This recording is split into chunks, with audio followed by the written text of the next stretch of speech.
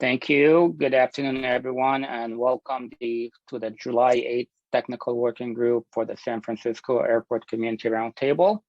It is now 12:04, and I would like to call this meeting to order. Joining us today, the staff to the Roundtable, Angela Montes, Roundtable Administrative Secretary. We also have with us Kathleen Wentworth, Roundtable Coordinator, and Jean Reindale, Technical Consultant to the Roundtable from HMMH. We also have Lisa Osaza, the Deputy Director of Planning and Building Department, County of San Mateo, Linda Wallen, Senior Legislative Aide to Supervisor Dave Pine, Bert Ganong, SFO, Aircraft Noise Abatement Manager, as well as from the FAA, we have Alana Jarris, FAA Community Engagement Officer, and Joe Bird, FAA Western Service Area Operations Support Group. Kathleen or Angela, anyone else with us that I missed? Not so far that I see.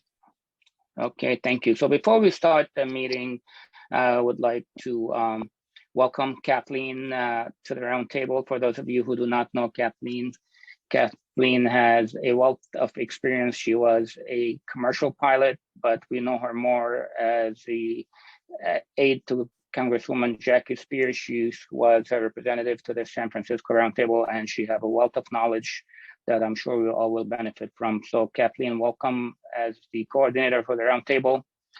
And at the same time, I would like to extend my sincere thanks to Doreen Stockdale for her service as an interim coordinator in the meantime from the beginning of the year till now. So welcome, Kathleen, and looking forward to working with you and to benefit from your wealth of knowledge and experience in this field. Thank you. It's great to be here. And Al Royce has just joined us. Okay, awesome.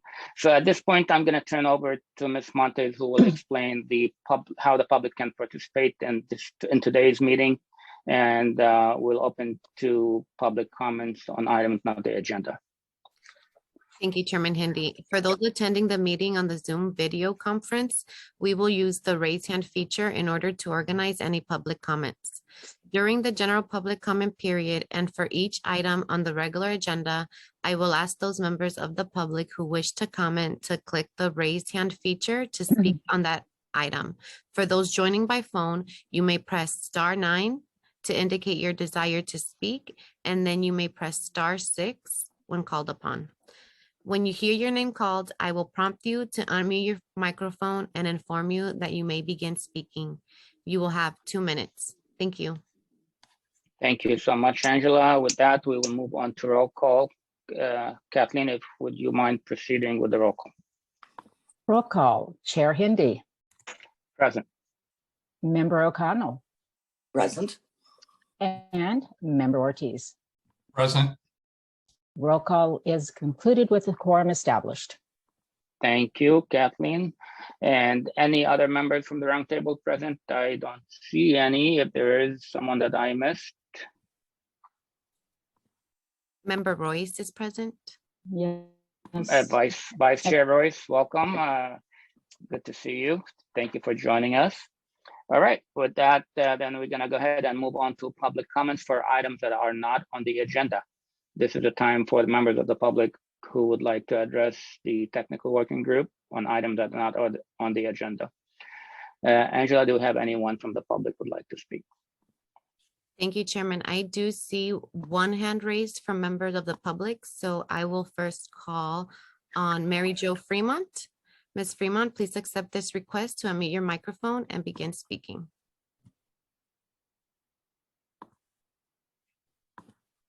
Oh.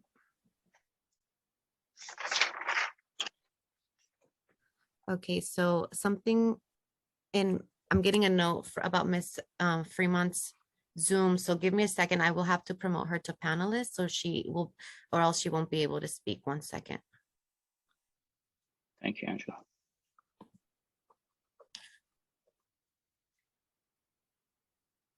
Okay, Ms. Fremont, you may now unmute.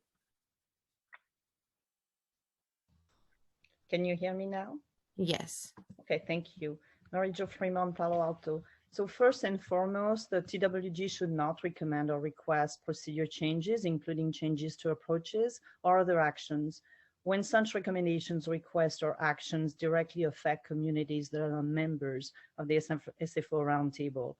Doing so will help prevent the FAA and SFO from considering the Roundtable as the representative of the whole community, as we have seen occur with the GBAS Group on Innovative Approaches.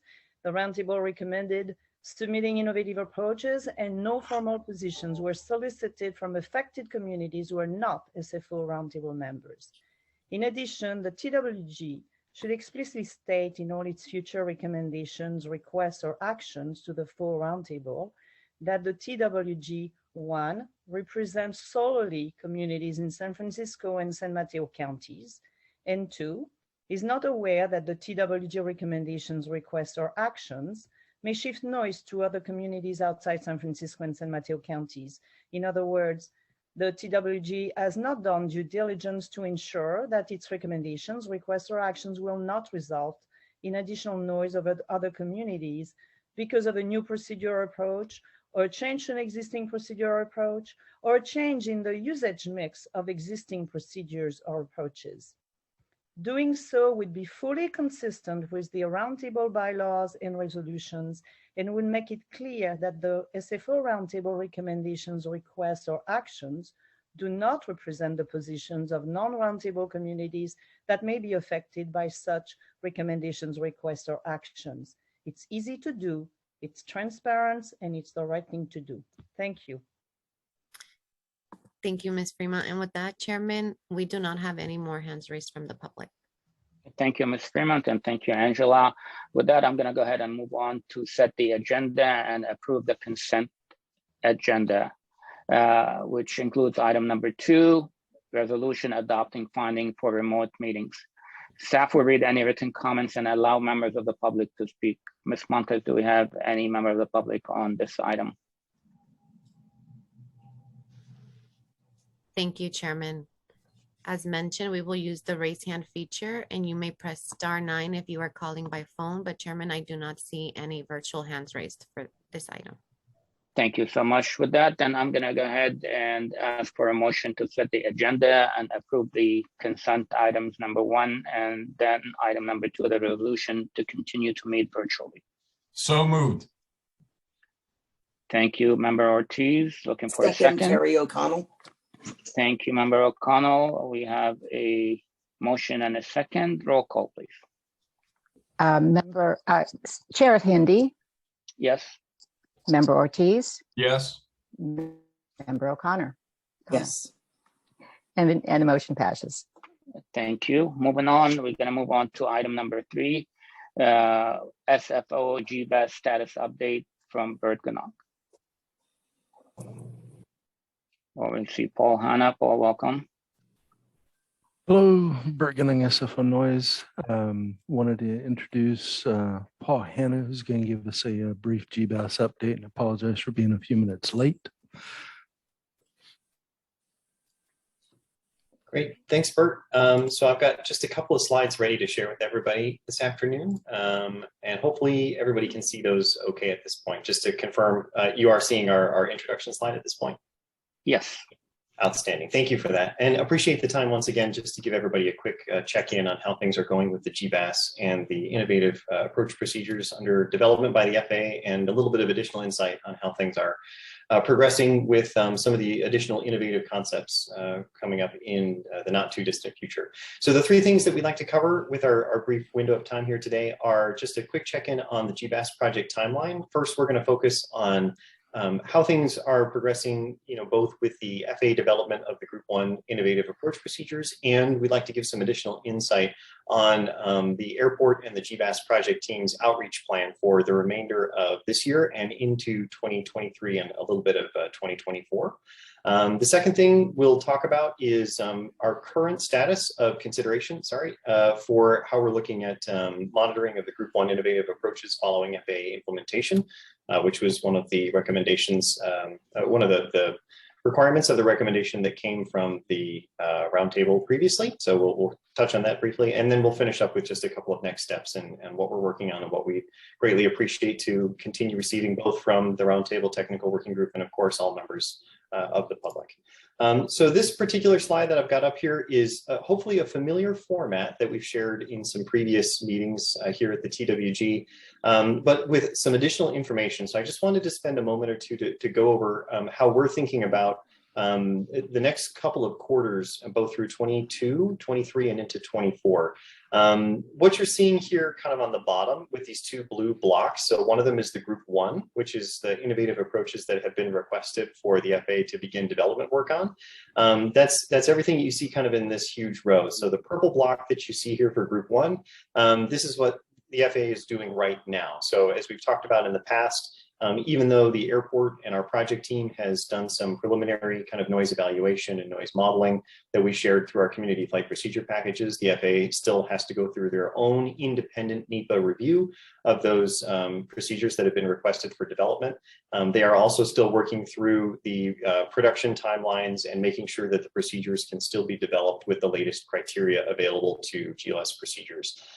So that's happening right now. As of today, the IFP gateway has not been updated to reflect the anticipated publication time for those group 1 procedures. However, we understand that the earliest possible date that those procedures could show up for public use would be the end of the second quarter of next year. And so we are taking actions here as a project team to do our best to work on other aspects of the group 1 innovative approach procedures that are necessary based on the roundtable's recommendations. And so we're looking at updating and developing the GLS noise measurement report at this time to make sure that we have all of those techniques and the reporting methods ready to go and reviewed with this roundtable and the technical working group prior to the group 1 innovative approach procedure implementation. So we're going to be planning to spend a lot of the remainder of this year working with this group and certainly other members of the public to make sure that that GLS noise measurement report and the methods are accurate and going to satisfy as many stakeholders as possible. So that's what we're looking at for group 1. And then again, the earliest possible start date that we're tracking for group 1 procedures to come into effect at this time would be Q3 of 2023. That could easily slip. Things within the FA are obviously a little bit difficult for those of us not in the FA to keep track of, but there are obviously resource constraints and other challenges that may cause this timeline to slip a little bit to the right. If we learn about that, we will be happy to share that here at the next TWG or certainly at a future roundtable meeting. And then once the group 1 innovative approach procedures come into effect, that's when we would also expect the first of the specific GLS noise measurement reports to also come into effect along with our data collection. So quite a bit of activity that we anticipate here in the future. We would also expect GBAS to be incorporated into the Fly Quiet reports starting kind of in the third quarter as well. So all of this that you see here is contingent on the beginning of the group 1 innovative approaches being published by the FA for public use. Equally important, though perhaps not quite as urgent as making sure that we have a good and concise noise measurement report and plan, are the group 2A procedures. And I'll remind folks what those look like here in just a moment. But later this year and right at the beginning of 2023, we would like to start with our engagement again for looking at the group 2A procedures. So group 2A procedures are kind of the next round of approach procedures that could be considered using the GBAS to better achieve some of our project goals. And so we've definitely heard requests from both the TWG and from members of the public that they would like to see more substantial potential noise reductions. And there are some techniques that could be evaluated as part of group 2A. And so our goal is to have some of those concepts ready a little bit later this year and then converted into community flight procedure packages for review with members of the public and starting in the first quarter of 23. So just, if we were to follow that timeline again for group 2A, we expect that it would take at least 1 year to make sure that all members of the public have an opportunity to look over those group 2A procedures and provide feedback, ask questions, come to groups like this one with the technical working group to see how they look, see if they need to be tweaked or modified in some way. And then again, if after that 1 year of effort, we were to find that there were several Group 2A procedures that looked like they were positive candidates to take forward, another gateway request would be made at that time, and the FAA would begin again their development of those procedures, which would again would involve another independent NEPA review of those approaches. So we have this purple box here, and I just want to point out, when you look at the far right-hand side of this slide, all of our increments are showing kind of Q3, Q4, et cetera, the actual publication of these Group 2A procedures is likely to take longer than what we're experiencing right now for this Group 1 set. So I don't want anybody to think that, magically right at the beginning of 2025, these Group 2A procedures would appear. It's very likely that because they are more innovative and perhaps more challenging to implement, that they could take a longer period of time. So it could easily take us into 2025 or 2026. But this is the timeline that we want to work against to see if we can achieve more of our project goals with the GBAS. And on this slide, this is just kind of a reminder of how the phases that we think about with the GBAS kind of line up with that. So right now we're here in 2022, we're gaining experience with the GBAS. We're successfully operating it as a non-federal nav aid here with the airport as the owner and Honeywell as the maintainer. Starting next year, we're kind of just starting to our expanding capabilities. So several of the Group 1 innovative approaches that were recommended for taking forward for FAA development, they're going to do just that. They're going to give us more opportunities to take interesting paths to connect into the GBAS and convert them into GLS approaches. We're also going to have our first opportunity to have GLS versions of named visual approaches like the tiptoe and the bridge visual. So we'll have GLS versions of those as well. And those will start into our kind of next phase here in 23. But that entire effort that I was speaking about for Group 2A, with this strategic vision, we don't anticipate that to start until 2025 or 2026. The challenge for us is we have to start, almost 2 to 3 years in advance of that to make sure that we're getting the right feedback, that we're selecting the right procedures, and we're taking those forward for FAA development to stay on our strategic timeline. There are other opportunities as well in that 2025 to 2026 timeline where if we find that our innovative Group 1 procedures are actually achieving the same as our measured or better, hopefully better, noise results, then there are opportunities for us to consider converting those GLS only approaches into what are called ARNP approaches with a GLS line of minimums. And what that would do is if we have conclusive evidence from our noise measurements that we're planning to start when the Group 1 procedures are published, if we have conclusive evidence that those approaches are really beneficial to the members of the public and the residents, then those can be converted so that not just GLS aircraft can fly them, but all aircraft that come into San Francisco could take advantage of them. So all of that is kind of the stepping stones that we're moving towards. So I just wanted to kind of share this vision here. And Bert, I know we had some additional information that we wanted to share about our current progress on the Group 1 monitoring. So I wanted to maybe pass this back to you if you wanted to cover this slide. Thank you, Paul. Yes, so basically we're evaluating the quarterly monitoring and report practices that we'll be implementing. Still haven't nailed everything down yet, but the intent right now is to use 3 temporary noise monitoring locations. Perhaps not the exact location as A, C, and E indicated by the circled areas there. We will be as close as we can get. And we'll also use permanent noise monitor 12, which is located in Foster City, to augment that. The teams currently working with the FAA on how we'll be informed about the GBAS usage, which obviously is needed to correlate the noise monitor data to the flights using it to find out if it is a GBAS flight. The information right now coming in is sort of spotty at best, mainly because of limited usage, but there is some information we've been receiving.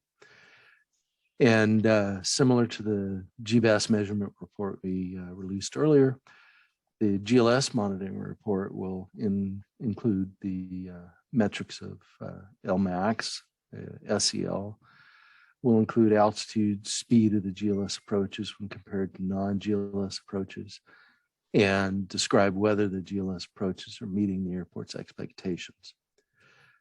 We intend to actively investigate the GLS approaches that do not perform as expected.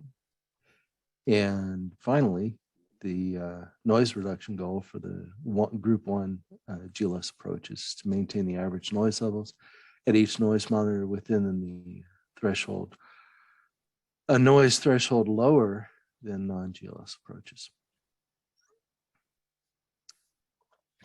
Thanks, Bert. So the last thing we just wanted to share with folks are the next steps that we're taking here as a project team. So the first thing is as I mentioned before, this is a non-federal NAVAID, which means the airport is the owner and operator of the NAVAID. So we are gaining a lot of experience both here at the airport, along with our FAA stakeholders, air traffic control, and the airline. So it was the first GBAS in the West, and first public GBAS in the West. I'm very happy to report that the GBAS has been operating smoothly since it came online in mid-March. So we've had no interruptions of any significance, and we know that GLS approaches are occurring, although as Bert mentioned, it's been a bit difficult to track down the exact number of GLS approaches at this time. We're hoping to have more information we might be able to share on that in future meetings. It is our goal at this time to present our first draft of the Group 1 noise monitoring plan at the September TWG meeting, if there's time in the agenda. We respect that there are a lot of issues that this technical working group needs to address, but if there was time on the agenda, we would like to cover that in September. We would also very much like to continue to solicit Group 2A procedure concepts for evaluation by our flight procedures subcommittee. So these can come from anywhere. If there are folks here in the TWG that would like to make suggestions, we've had suggestions in the past from residents of the Bay Area. We'd like to continue to get those so that we can take them in front of our technical experts, evaluate them, and then potentially bring them forward to return to the public as community flight procedure packages. And the last thing we'd like to mention is we're also going to continue to do our best answering questions from the public via the Q&A section of our noise.flysfo.com webpage. We just about got caught up, I think. So we really appreciate the questions and hope folks have a chance to take time to look at the answers. That's all we have for today. We're happy to take questions at this time. Wonderful. Thank you, Paul and Bert. And with that, I'm going to go ahead and open it to members of the roundtable and the subcommittee to have any questions or comments. Let's start with questions to Paul or Bert.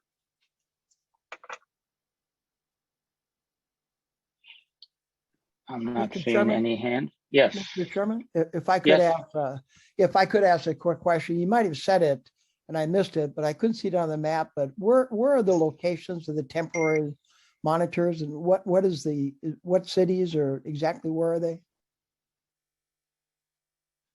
The monitoring location at A is at the Los Altos.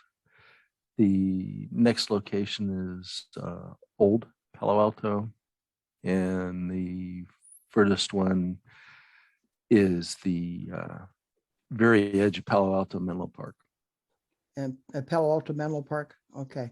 And Bert, with respect to what metrics you're using, what were they again? You're using, well, I guess I have trouble seeing your slide. I'm sorry. It's you get older, your eyes aren't really good. LMAX Okay. and SEL. SCL and LMAX. Okay. Yes. Okay. Okay. Thank you, Bert. No problem. Thank you, Al. Okay. I do have some questions if no one else has any questions. Any member of the staff or anyone attending from the roundtable have any questions? Okay. Seeing none. All right, then to my question, Paul, thanks again for your presentation. You talked about Group 1, hopefully, or tentatively going online at Q3 2023. Is that correct? Now, the FAA is testing now.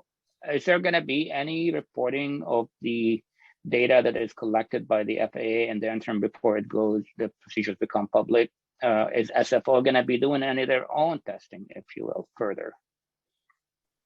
So Chair Hindi, if I could just make sure I understand your question correctly. Are you curious if the FAA is going to be using aircraft to perform its own noise evaluations of these Group 1 procedures prior to publication? Is that what you're asking? That's what I'm asking. Is that part of their process of vetting the procedure, so to speak, right? Because SFO had presented to them. I'm not quite familiar with that entails having to fly those procedures.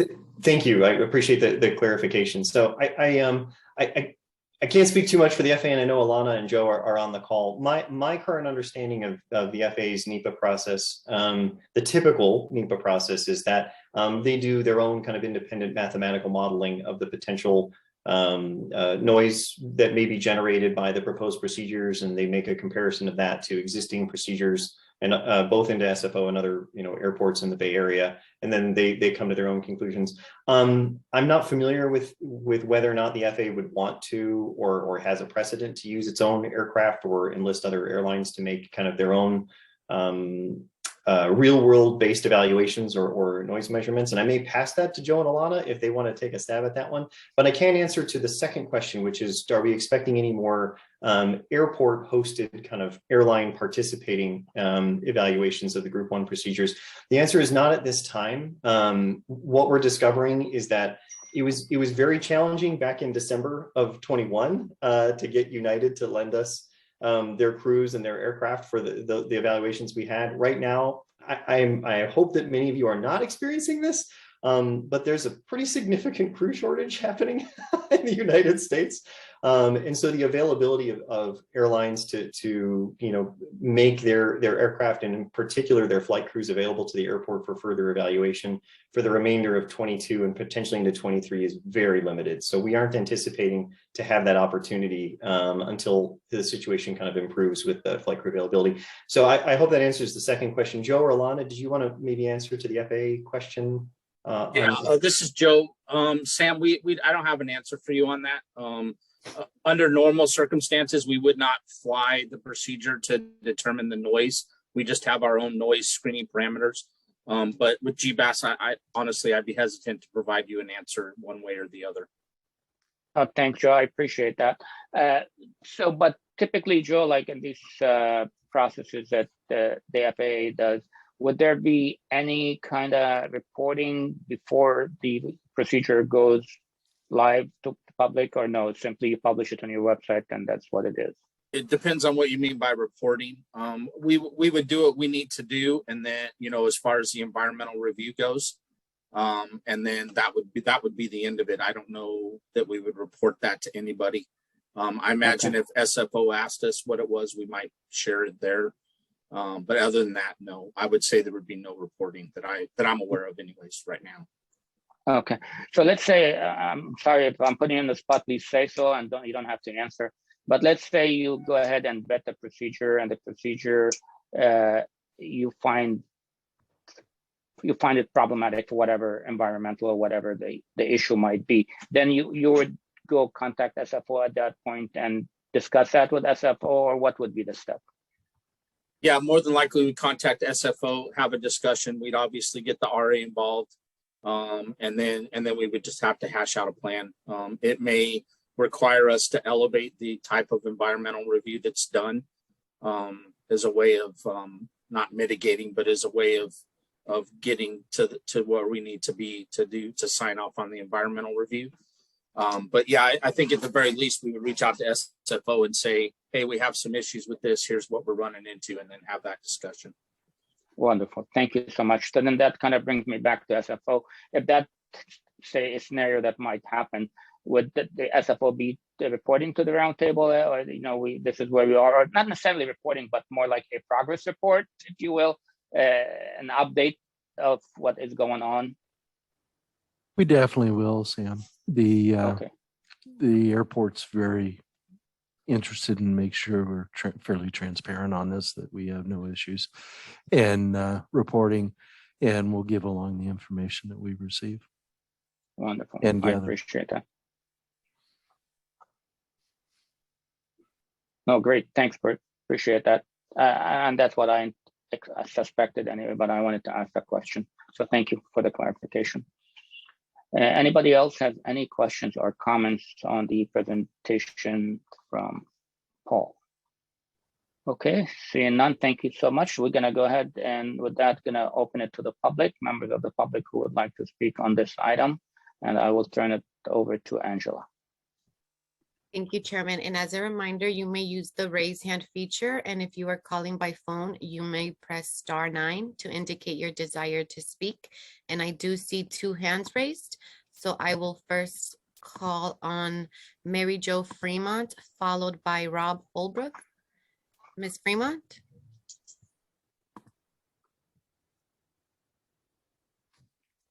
Sorry, we have to promote her to panelist again. Here she is. Yeah, thank you. Sorry about that. No There's worries. nothing I can do.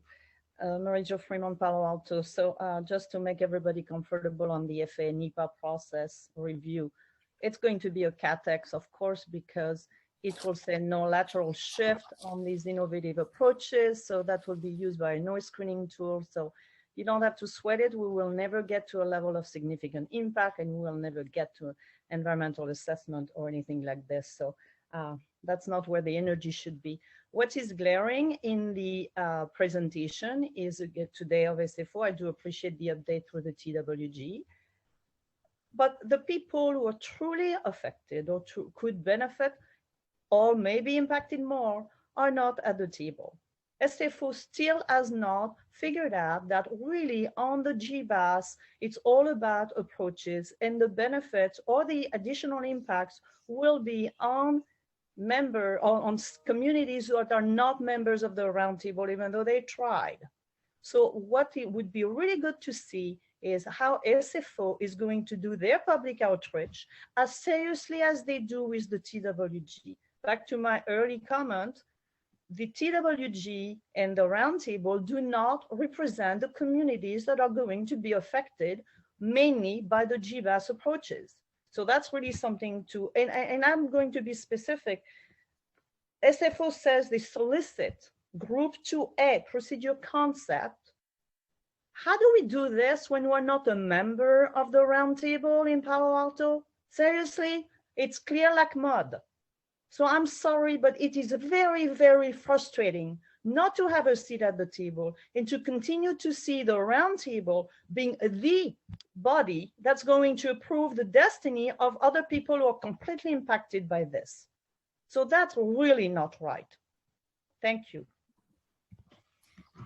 Thank you, Ms. Fremont. I will now call on Rob Holbrook. And then after that, Chairman, we do not have any more hands raised for this item. Mr. Holbrook? Thank you. Rob Holbrook, Palo Alto, or excuse me, Mountain View.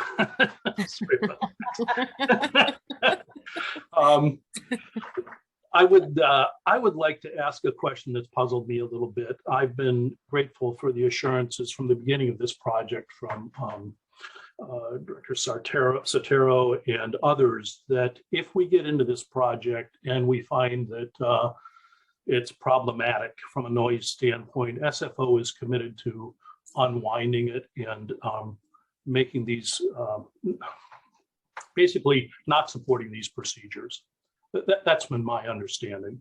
The question I have is, at what point does the airport lose control of its ability to deliver that promise? My understanding is that once the procedures are published by the FAA, the airport really doesn't have much say in it. And I suspect that once the procedures have been submitted to the FAA's proposals, the airport, while it has some say in it, may not have a veto at that point. So I guess I'm curious to know how much power SFO believes it has to deliver on its promise to back these procedures out when we get down the path far enough to know that there's a problem, and particularly if that problem hasn't been found in the early testing that happened before some of these milestones have been reached. Thank you. Thank you, Mr. Holbrook. Paul or Bert, would you like to take that question? I might take a stab at the second question if you think that's okay. Yeah. Sure, certainly. Please go ahead. Sure. So and I appreciate both. I actually appreciate both questions very much. So just to quickly make sure that we're capturing the question from Mary Jo correctly. The one thing that I think I'm taking away from your question as the person working on the airspace and procedures, is that we need to give some more insight to people outside the roundtable about how they might be able to provide us with concepts to evaluate for the Group 2A procedures. That's a great question. I apologize that we didn't come today with that information, but I'm going to work on that with the team to figure out the best possible way to do that. For the second question, so that it is a good question. Something that's unique to the ground-based augmentation system at this time in the National Airspace System is that because the GBASs are owned and operated by the airport itself, the airport has a little bit more control over how the procedures that use the GBAS are used or are temporarily suspended or are canceled than any other approach in the NAS today. So as an example, the ILS approaches here at San Francisco, the ILS is owned by the FAA. The approach procedures that are designed against the ILSs, they're also owned by the FAA. There's very little that the airport could do to try to convince the FAA to turn off an ILS approach or something like that. The same is true with a traditional RNAV approach or an RNP approach. Those are generally designed by the FAA, they're used by the FAA, and the FAA would be the group that would have to decide that it was time to suspend that procedure or turn it off.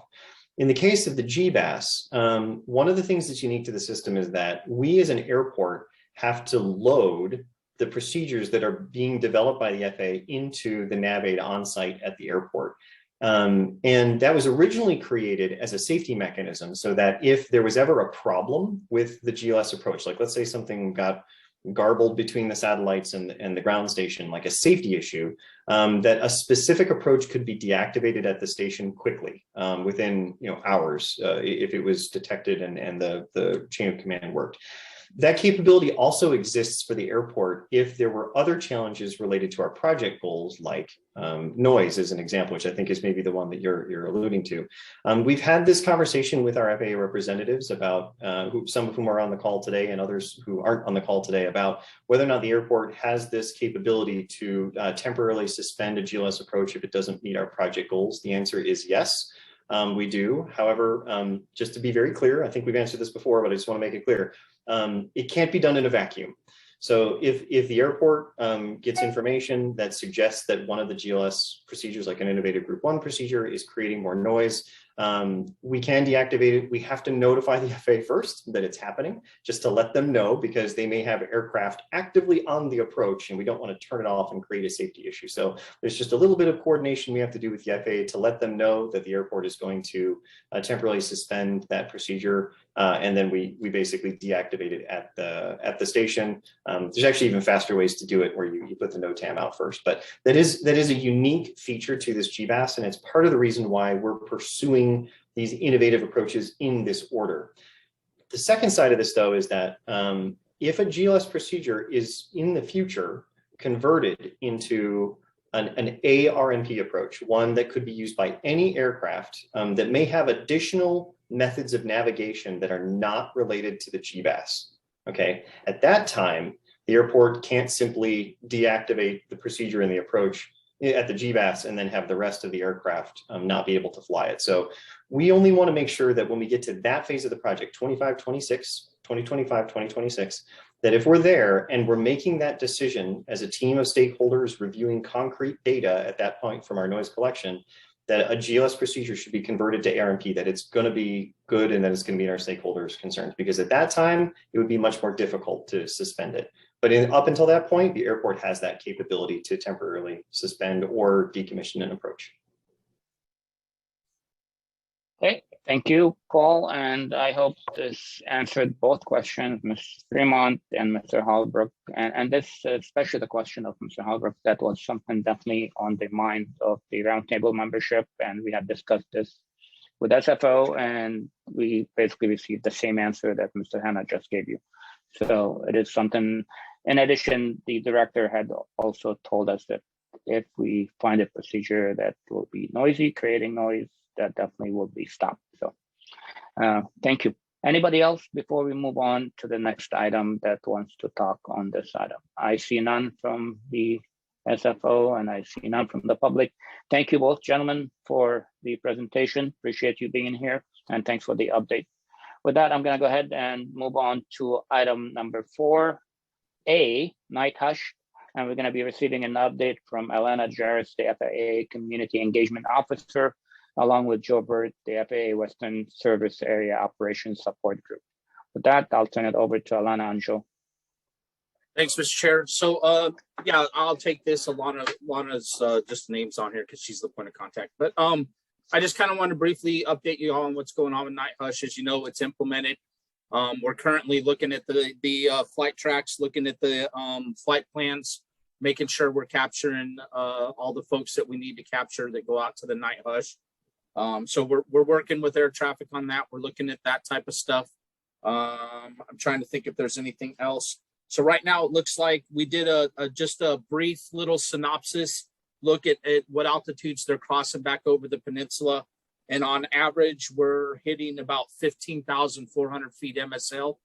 The highest one is about 18,000 MSL. And then the lowest one is about 12,700 MSL as they're coming back across the peninsula.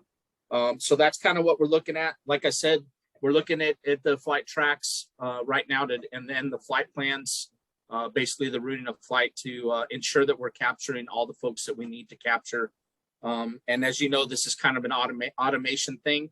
So there may be some hiccups and some glitches in there, and we're trying to work through that and make sure we're capturing all the right aircraft that we need to capture. And that's about all I have today. Any questions for me? Thank you. That was very brief. Thank you. Let's see. Do I have anyone members? Let me open it to roundtable members if anybody has any questions or discussions on the update on Night Hush. Okay, Kathleen, do you have a question there? Yes, if I may. Please. Mr. Burt, you mentioned that you were also assessing the flight plans. I noticed a few of the flight tracks that I've been kind of randomly spot checking on recently. Clearly, the airplanes are still filing, not today, but within the past couple of weeks, have been filing for and flying the stick. And so I thought the FAA had some kind of an internal procedure where if an aircraft filed the quote wrong procedure, they could automatically refile it into the correct procedure. And I'm wondering if my understanding is correct, and if so, how that's not happening 100%. It's doing well, but not. Yeah, and Kathleen, honestly, that's what we're trying to work through. Did she freeze, or is it just me? Okay, there you are. Yeah, so that's what we're trying to work through, Kathleen, is to make sure we're capturing those. To answer your question, honestly, I don't know for sure. Yes or no to your question.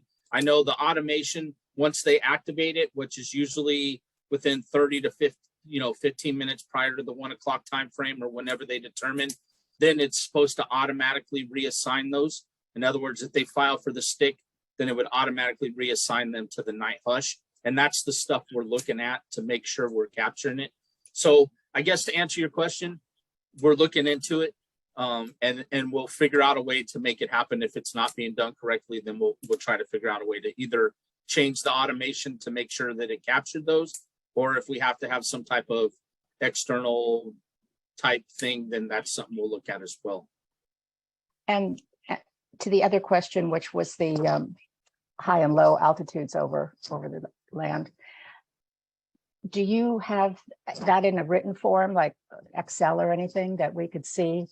No, not right now. I'm hoping we'll be able to give you guys something when we get more data, more substantial data. We'll be able to provide something in the future. Okay, because I think the roundtable would probably like to take a look at just some of those probably one-off flights that are coming at 12,000, and see if we can determine the cause and address it. Okay, thank you. No problem. Thank you, Kathleen. Thank you, Kathleen and Joe. Anyone else has any questions or comments on the Night Hush? Okay, I see none. I'm gonna go ahead. I have a question, Joe. Do you have any data on how many flights, or basically the volume of the flights? I know that when we were talking about Night Hush, there was capacity issues, how many flights per hour we could get in there. Are we getting the threshold? Where are we in volume, if you have that information?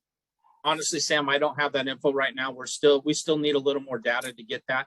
Hopefully we'll have that very soon. Okay, so that would be wonderful if at your next report, if you could include that, that would be appreciated. Yeah. Thank you. Okay, I don't see any hands raised from members of the roundtable. With that, let's go ahead and move on to item 4B, night hash monitoring from Gene Rindale from HMMH, our technical consultant. Gene? Yes, thanks, Chair Hindi. So I was asked to start to present on, or not present, but offer up that it would be good for the roundtable to have some sort of monitoring of the night hush to see basically about compliance, you know, between the hours of 1 a.m. and 5 a.m., you know, are we getting 100% of the flights to follow the night hush? As Kathleen just mentioned, she has noticed some flights still following the stick during those hours, and we want to, you know, just monitor that compliance. And so before I got very far down this path, it came to my attention that San Francisco is indeed already beginning to monitor compliance and monitor that time period between 1 and 5, and have actually set up a whole algorithm and routine, if you will, from their monitoring system to do that. So rather than me go into much more detail, perhaps it's better if Bert is prepared to show and explain what they are doing and how they're doing the monitoring, to see then if this technical working group would have any suggestions for changes or improvements or things like that, or whether what the airport is currently doing suffices for the monitoring in which the roundtable was expecting to have some sort of compliance monitoring with this procedure. So with that, maybe we ask Bert if he's prepared to present on anything. Thanks, Gene. Be happy to. So we had shared with the roundtable, gosh, well over a year ago, I think it was, that we had a general idea of how we wanted to report out on this when it became effective. And we did start on it. We've been sharing the information with both the FAA and the roundtable and management just to look it over. And I'll go ahead and share my screen right now. Let's see.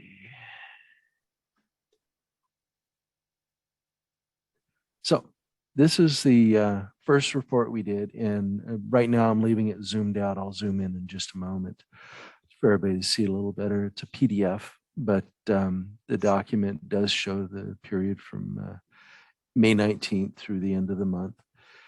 And we indicate the different procedures color-coded so that we can track them through the charts over here. And in the first one, obviously, is counts. And we, again, do it by procedure and where the direction is heading, because the night hush does also have a north and east leg that goes up here. At this point, I'll go ahead and zoom in a little bit so that we can start seeing.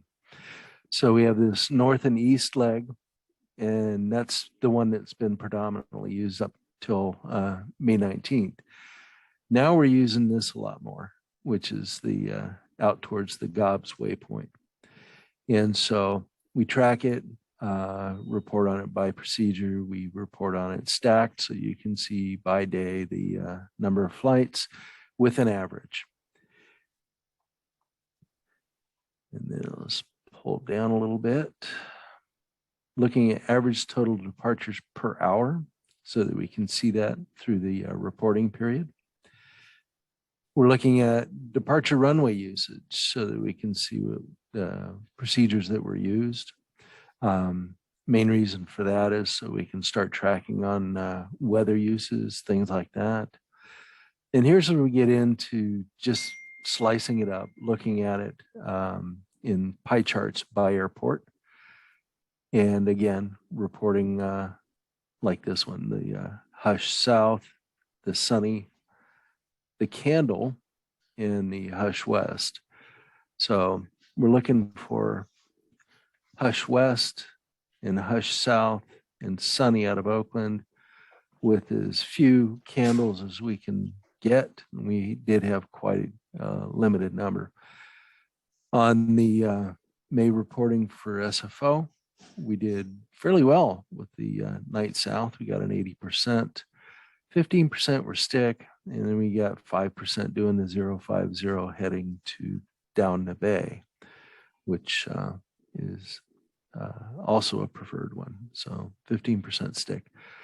We also look at how close the aircraft are flying to gobs, which an interesting fact on this one, it is not a flyover waypoint. So the aircraft will not have to go to that waypoint before making the turn. And as a function of the, move back up here so I can show you on the map. As a function of the transition that the aircraft are given, if they're making a tighter turn to go east versus straight down south along the coastline here, those that are going down the coastline will actually get a little closer to gobs. Those that are coming back around to go east will be a little further away. And that's just a function of how that works with that intersection. It's not a waypoint, actually, it's an intersection, but it's the computers actually view it as a waypoint. And so that's why we have some of the flights out here that are a little further away. People were curious about that. On this one, we're looking at how many are doing the night hush going south and west and ignoring everything east and north. And this the counts we're looking at here. And then we're looking at the average altitude at night and gobs, those two waypoints for the night and then gobs.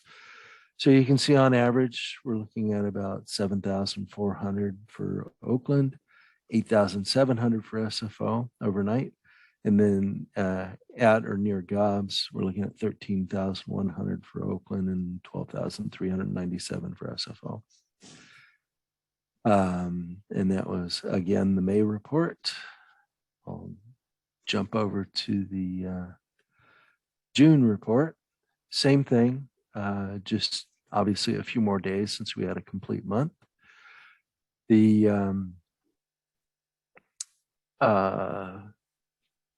interesting question that we're looking at right now are items like on certain days we had a lot of flights using what's called a other departure for us here. So we're looking at anything doing 050, anything going direct over the East Bay, a gap departure, things like those. And gap departures typically occur when we have westerly winds.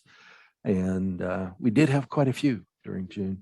If you recall, we had some early storms in the month. We had some very heavy wind days with those low pressure systems coming down from the Gulf of Alaska and things like that, which caused the airport to go into a all west configuration.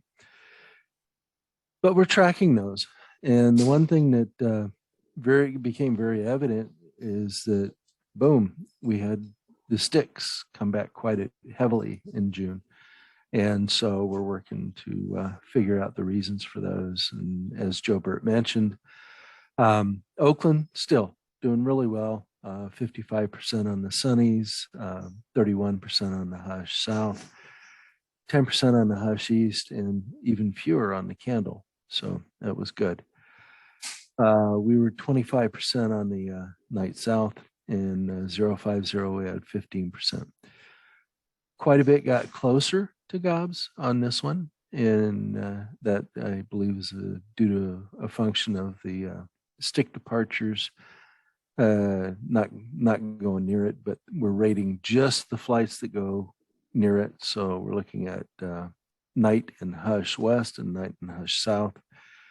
And the reason we had fewer is mainly because the flights that did it were doing it well. In looking at the days that it ran, you can see, unlike the previous month, we had days where we just didn't run it. And we weren't able to get counts on those flights. Those were the flights that are doing sticks or gap departures, things like that. Altitudes, still running about the same. And so we're happy to see those flights staying at the higher altitudes. Gene, did you have any questions based on our reporting so far? I do not. I think it's clear that you're already doing the monitoring of this, and I think you're right. It's those pinwheels, if you will, of the percentages, and wanting to see those, for San Francisco, less stick and more of the others. So that's, I think, a good one to review as we continue on to see, what is being flown versus what we're expecting to be flown. So I think the monitoring works. I think I'd open it up to others to see if they want other things, or we're hoping to see something in the monitoring that's not here, or something that's here that they weren't expecting. But I think basically for what you're doing, I think it would be good to have maybe number of days in West Flow. I know that doesn't occur all that often, but it would probably be helpful just to know that those days you wouldn't get compliance because they're all West Flow, something like that. But anyway, that's all I have. Good work. Thank you. Okay, thank you both for this report. And let me, before I open it up to member of the roundtable, to Bert to say thank you. This is a really wonderful report, very informative, and I think provide a lot of information clearly and what's going right and what is going wrong. We appreciate all the energy and effort that you put into it, clean and very straightforward. Thank you again. No problem. Absolutely. And let me welcome Member Schneider. We missed you at the beginning, but welcome aboard, Member Schneider, and I see your hand raised up. Thank you, Chair. Sorry, I was a little bit late in the beginning. Thank you for this report. Is it possible to get it sent to us so that we can download it and spend a little bit more time looking at it? And then my second comment or question, Bert, I'm trying to go back and remember certain days in May or June, but over time it gets fuzzy. I know we had a couple of nights that were really amazingly loud, but I think that was weather dependent, that it was very hot, dry days. And I'm wondering, when you just commented that on the increased number of gap departures was due to westerly winds, if these reports might footnote weather conditions that may lead to one runway use being greater than another. And it might just help us when we're trying to compare historical, why there's some differences in there. Does that make sense, Bert? It does, ma'am. Thank you. And just so you know, we do have runway usage here. I did see that. Yeah, I looked at that. It's just your comment about more gap departures on westerlies, and that would be a good footnote in there as we compare, say, May this year to May next year, or, May to, our windy season versus our non-windy season. Right. Although it seems to me like we're having longer windy seasons. Typically spring and fall is when we get, our westerly wind days, and then with storms. This year has been unusual, and I've been paying attention to the weatherman on the news when I watch, and he's been saying the same thing. It's unusual that we're getting these winds this time of year this long. And so I think we're in an unusual weather cycle. But yes, I did take a note from Gene that we should note the West Flow report, West Flow a little bit more. We'll have to see where we can put it. Obviously, it's a pretty busy report, but we'll see what we can do. And then if you could just send them to us and possibly include this in the full roundtable packet. We are attaching it to the director's report as the last page. Very good. Thank you. Thank you. Anyone else from the roundtable? I see Coordinator Wentworth, Kathleen. Thank you. I just have a few questions. First of all, I wonder, Bert, a lot of this data is just great, but I wonder if the roundtable would benefit from having a bit of detailed information in addition to your map display in the upper left-hand corner, which gives great general pathways. I wonder if we could develop an additional, more detailed map that would show just the details of actual flight paths that are flying the bad stuff. No, they're not flying the night departure. They're not flying the sunny. They're not flying the 050. They're not flying anything that stays over the bay. But the ones that are not complying fully with the night procedure. So that would be night and hush that don't go fairly close to gobs at least and cross back over land. Or maybe they start out being a night hush. I saw a couple that took off from Oakland that looked like they were going to be a beautiful little night. And then they took them to the middle of the Golden Gate Bridge and brought them right down over the center of San Francisco. So those kinds of incidents, I think we need to be able to see in print. And if that's something that the Roundtable thinks they'd want to do, I'd be happy to try to work with you on that, Bert. Well, we'd have to be pretty clear on it. And I believe I'm putting Joe Bird on the spot here, but the way the RNAV procedures work and going by waypoints and intersections, as I mentioned, if the flight is going pretty much back on its course, say a 270 or a 180 or something like that almost, then it's not going to get as close to the waypoint. The flight is doing exactly what it's supposed to do.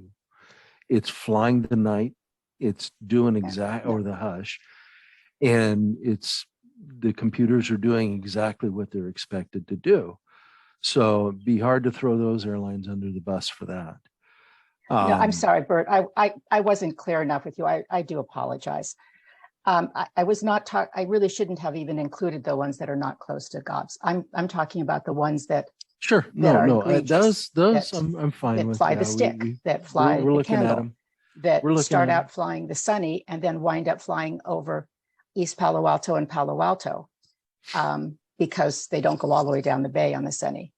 So it would be, to my mind, we'd find all these. I'm sorry, I don't know enough about your part of the business, but we could redact, if you will, all the ones that are doing absolutely good job. 050 flown properly, sunny flown properly, gap 28, and then all of those, and take them off of the map, and then let's just look at the ones that are the problem children. Is that something? I know, I don't know if that's something you can do or not. Like I said, we'll have to dig into it some more. The biggest one is, depending on how many there are, hopefully there's few, and those are easy to track down. If there's multiples, then we have to start listening to the audio files with air traffic control, see if the air traffic control told the flight to do something different. If that's the case, then the flight's doing exactly what they're supposed to. Absolutely, but we just want to see what the tracks are doing, and then if they're egregious, we can. If you want to volunteer to do that in depth, that would be great. I didn't anticipate that. Well, I'm just saying that depending on the depth that we're asked to do, we would have to do the latter. But yeah, we'll see about doing what you're asking. That'd be great. Okay, thank you, Gene. Yeah, just real quick, what I wanted to add is I think what Kathleen was getting at is trying to make improvements, to the compliance. And I don't think we're quite there yet. I think we saw, something happen in June that the FAA said they're looking at as well, why so many took the stick, and, trying to really hone in on, some of those issues. And so maybe in another month or two, we would be there to where, okay, now there are anomalies. What are they doing? Who's doing it? And that type of thing to see if we can get full compliance. Exactly. That's all I wanted to add, but thank you. Okay, thanks, Gene. Ricardo? Thank you, Mr. Chair. Bert, I totally agree with Member Schneider, where she's saying that it'd be nice to have this and be able to look at it a little longer, because I'm going cross-eyed with all these numbers.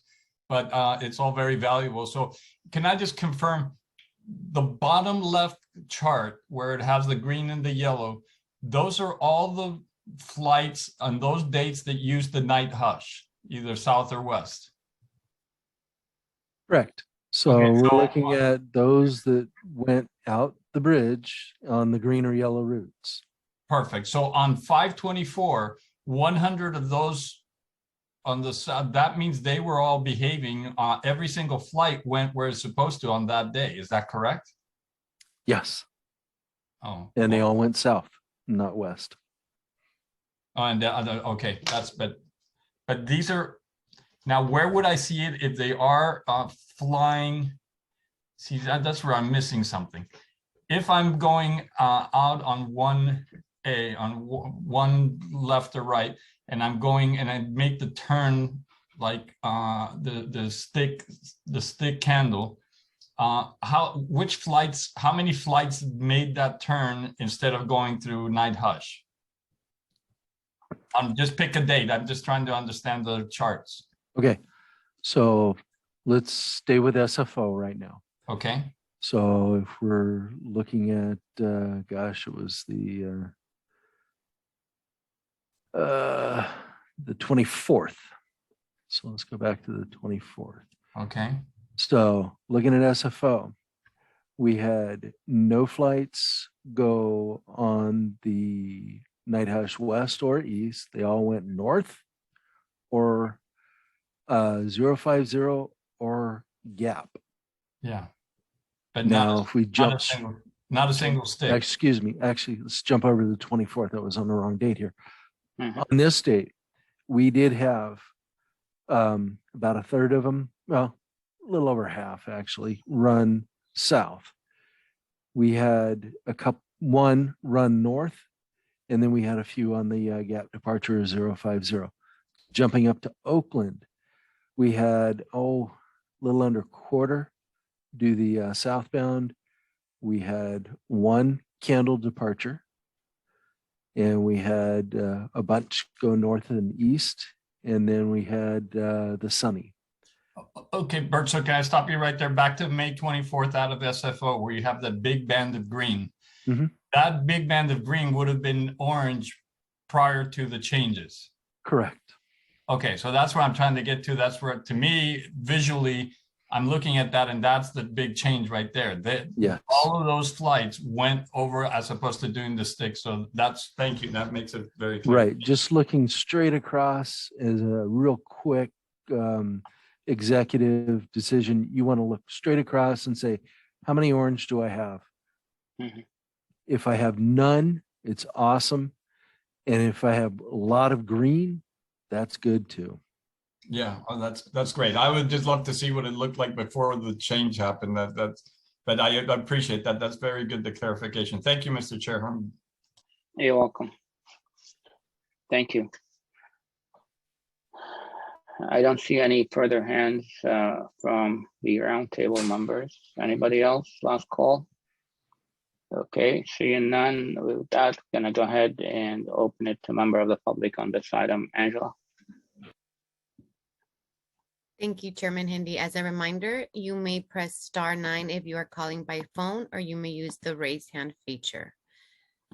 And I do see one hand raised from Jen from Sunnyvale. So give me 1 second so I can share my timer.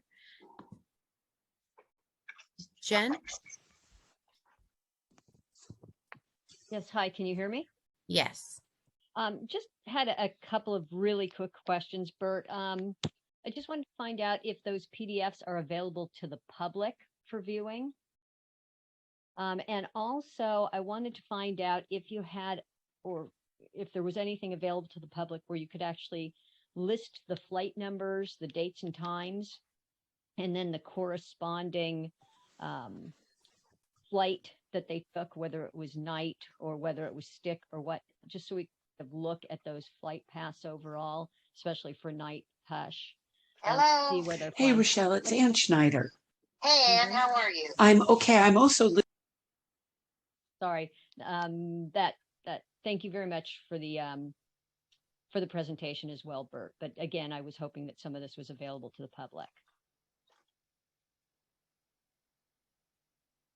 Through the chair, if I may answer the question. Please, thank you. So regarding the detailed list of everything going on, no, we don't provide that. The report itself will be provided both through our website and through the roundtable as an attachment to the director's report. And it was decided that that might be the best place for it. And when I asked Doreen in her last month, she said, yeah, sure. Let's go ahead and give it a shot. So that's where we'll be putting it. Is that Okay, thank available you. immediately? I will see about getting ours posted by Monday. I've already given the information to the roundtable, so it's packet material. We have to just add in the director's report. We've given them these reports already. Thank you. Thank you. Thank you. Thank you. And with that, Chairman, we do not have any more hands raised from members of the public for this item. Wonderful. Thank you, Angela.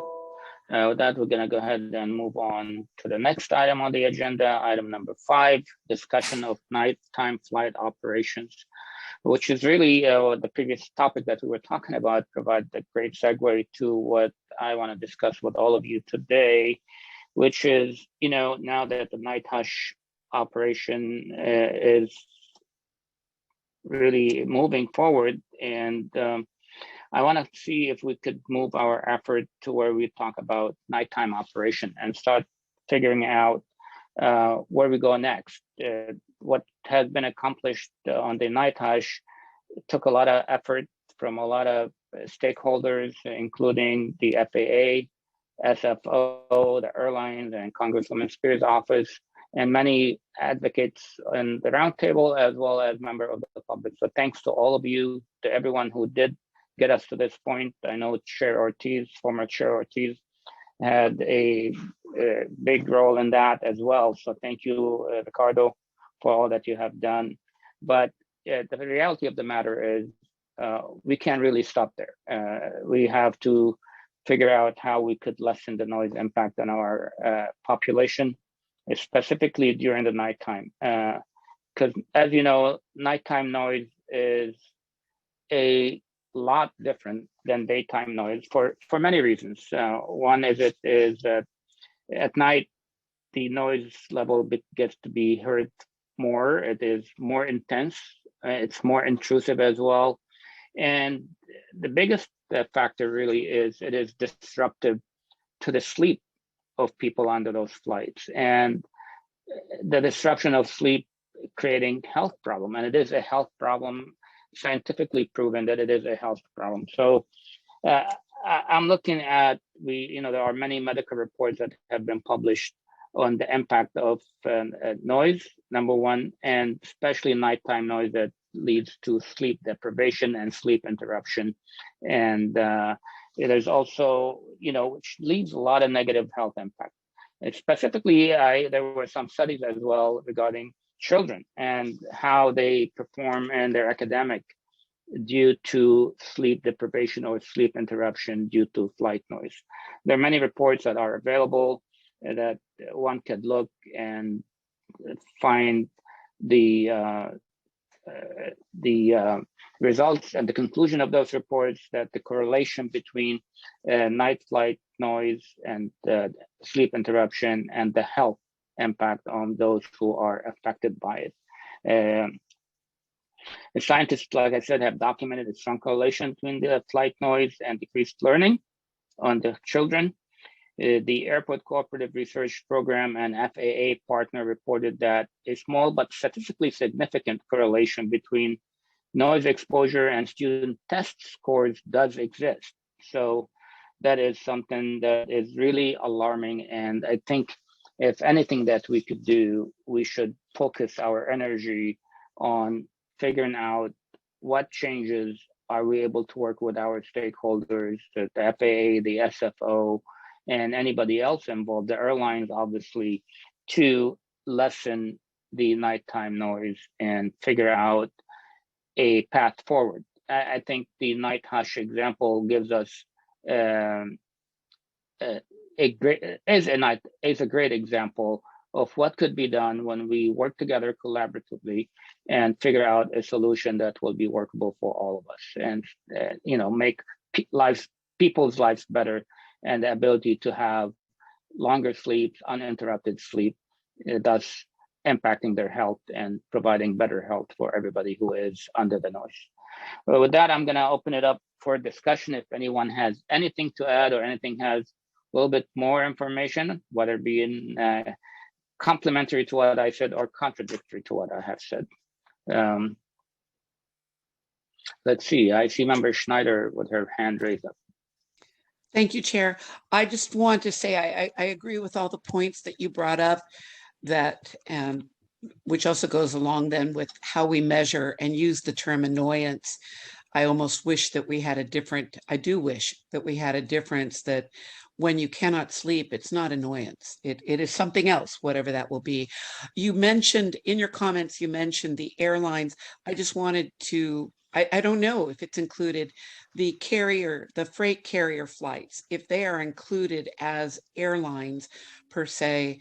I have to admit that 312 departure of Amazon, I don't seem to hear it as much. However, I have purchased a white noise machine, and I now go to sleep with a white noise machine. So maybe that's helping me sleep a little bit better. But I just hope that when we're talking about airlines, I tend to think passengers, but there's also all the cargo services too, that we include them in everything that you said. Thank you. Thank you. And no, you're right. And especially, as you probably know, those freight carrier, most of them do have a older model aircraft, which are probably a lot noisier than the most recent aircraft that are on the market today. But and possibly heavier. And possibly heavier. So for my community, Burlingame and San Bruno, most affected, Hillsborough, the heavier the plane, the greater the low frequency and the farther it travels up into our hillsides. So thank you. Great. Thank you for sharing that. Ricardo? Thank you, Mr. Chair. I just want to remind you that when we compromised on the 1 to 5, because we were, I think particularly through the Congresswoman Jackie Spear, that she was holding out for a longer time. And the compromise was that we would continue to try to expand those hours. And so I'm with you, Mr. Chair. I'm committed to work with you to try to expand those hours and to otherwise reduce noise in the evening. So thank you for that, Mr. Chair. I think that's a great way to go forward. Thank you, Ricardo. Yeah, no, and as you know, just for the benefit of members of the public that who are not fully up to speed on the night hush, this was the part that we had worked with the FAA and the airlines and SFO, that we will do the 1 to 5, but there's a parallel track that FAA is exploring the ability to add those shoulder hours. So they are continuing to work on that, and hopefully that will be something successful. But you're right, we had to, at this point in time, get some relief to those folks who are impacted with this other procedure, and putting the flights on night hush between 1 and 5 has improved the sleep for people, but we cannot stop there. That's a key. We're going to continue to work to make progress. And Mr. Chair, and I just want to say it was great to see Bert's report to bear that out in actual numbers right there of the number of flights that would have otherwise flown over San Francisco that are now going to up north. So I feel really good about it, and I look forward to working with you to try to expand into the shoulder hours. Wonderful, appreciate that. And your hand's still up from the previous time, or you have something else? Sorry, no, putting my hand down. Sorry about that. No worry, no problem. Terry? Thank you very much. So looking at the report on the significant changes that the night hush has given us, we haven't reached the capacity that the airline or the FAA thought that the capacity, we haven't come anywhere near that capacity limits. So I'm hoping that we can expand to the shoulder hours so that we gain a little bit more of those flights being diverted into that program. So I'm not sure if there's a way that, I know the FAA didn't want to guarantee us that they would be using that in the other hours because of the amount of air traffic, but it would be nice to have a percentage or some of the flights that are coming in earlier, at the midnight hour, to be put onto that track also. So I think that would be one thing that we may want to really try to work on, is to make sure that we're utilizing as much as we can. Thank you. No, I appreciate the comments, and just to be clear, just so everyone is clear, that I definitely advocating for us to continue pursuing the shoulder hours, but this is not the only thing I'm suggesting here today. What I'm suggesting is for us to take a look holistically at the nighttime operation, including arrival, departure, anywhere we could figure out a way to lessen the noise impact on the people in our communities. It's not just a night hush. We have to really start looking and exploring other procedures and figure out where we could work with the FAA, SFO, and the airlines to get that accomplished. So I think probably that's a great time to kind of tell our friends at the FAA that this is something that we're going to be looking forward to working with you on, and engage with you on discussions and dialogue to where we could find places and we could work together and have, again, a successful result similar to what we ended up with Night Hush. So perhaps we could pursue that, but I kind of maybe like a heads up. So I know you like to always be prepared, and this probably is an invitation to kind of start looking into and anticipate that we will be seeking those discussions and dialogues with you to figure out where we could move forward. And same thing perhaps goes to SFO as well. Member Schneider. Thank you, Chair. Sorry, you made me think of another thing. We have a neighborhood called Marina Vista that is right next to the freeway, and it is right next to international terminal gates that are on the south side gates. The north side gates are slightly different. That if those gates are used in the middle of the night, and I have to admit, I don't go down there between the hours of 1 and 5 to see if those are the gates the airlines are using to load passengers, but the APUs are aimed directly at these homes by only a couple hundred feet. So I heard you say, we're kind of letting the FAA know we're going to be proceeding into health impacts, and especially at nighttime, and especially affecting sleep. But also it might, hopefully we can get cooperation of the airlines. I think Bert and I talked about this. Usually they've got their own gates. This is the American Airlines gate, or this is the China Airways gate. But if they moved around the other side, the APUs are then pushing their noise out over the bay, as opposed to pushing them into Millbrae. And that's one of the things I think we'll eventually explore at ground-based noise. Sometimes that neighborhood during the daytime between the freeway and all the gates at maximum use can be pretty horrendous. But I haven't gone down there in the middle of the night. I'll have to, and I'll have some of my folks try to pay attention to what happens in the middle of the night. But it's also ground operations then. Thank you. Okay, great. Thank you very much. Anyone else on the roundtable on this item before we move on to public comments? I'm not seeing any hands. Thank you all for the discussion. And with that, we're going to go ahead and turn it over to Angela to see if any public comments on item number 5. Thank you, Chairman Hindi. We can give it a second or two, but at the moment, I do not see any hands raised for this item, Chairman. Thank you. Thank you so much. I think at this point, we are ready to adjourn. This is the last item on our agenda. Is that correct?